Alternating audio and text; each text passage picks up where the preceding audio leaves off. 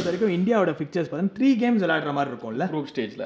ஆமா okay. So யார் கூட விளையாடுறாங்க இந்தியா ஃபர்ஸ்ட் மேட்ச் வந்து வெட்னஸ்டே மச்சான் 10th செகண்ட் டே, அதாவது கப் ஆரம்பிச்சு செகண்ட் டேல யுஏஇயோட மோதுறாங்க ஃபர்ஸ்ட் மேட்ச் யூஏஇ. அதுக்கப்புறம் சண்டே ஃபிக்சர்ஸ், அதனால சண்டே வச்சிருக்காங்க கரெக்டா.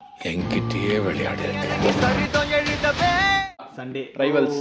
ஓகே, எல்லாரும் ஸ்நாக்ஸ் எல்லாத்தையும் பேக் பண்ணிட்டு ஒரு பிளாக் பஸ்டர் கேம் இருக்கும் நினைக்கிறேன். இந்தியா பாகிஸ்தான் எழுதி வச்சாலே நம்ம எல்லாரும் பார்க்க ரெடி ஆயிடும். ஸோ அது பிளாக் பஸ்டர் மேட்ச் அது.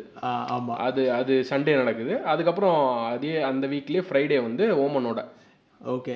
எனிவேஸ், எனக்கு இந்த ஃபார்மேட் எப்படி இது என்ன மாதிரி ஃபார்மேட் இந்த தடவை இருக்க போகுது? அதான் மச்சான், ஃபர்ஸ்ட் 8 டீம்ஸ்ல இருந்து குரூப் ஏ குரூப் பின்னு பிரிச்சாச்சு. ஓகே. அதுல இருந்து குரூப் ஏல இருந்து 2 பேரும், குரூப் பில இருந்து 2 பேரும் குவாலிஃபை ஆகி டாப் 2 குவாலிஃபை ஆகி சூப்பர் 4னு வருவாங்க. ஓ, டைரக்டா நாக் அவுட்ஸ் கிடையாது. டைரக்டா நாக் அவுட்ஸ் கிடையாது. சரி, ஓகே, அங்க தான் ட்விஸ்ட். Okay, super 4. அதுக்கப்புறம் சூப்பர் 4ல வந்துட்டு அதுக்கப்புறம் 1-on-1 ஃபேஸ் பண்ணுவாங்க.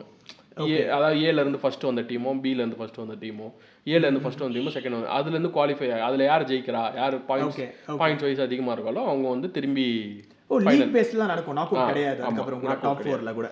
Okay fine. சோ இதுதான் ஃபிக்சர்ஸ் பொறுத்த வரைக்கும். ஆமா, ஃபைனல் அவ்வளவுதான். ஃபைனல் வந்து 28th. ஓகே 28th ஃபைனல் நடக்குது. Okay boys.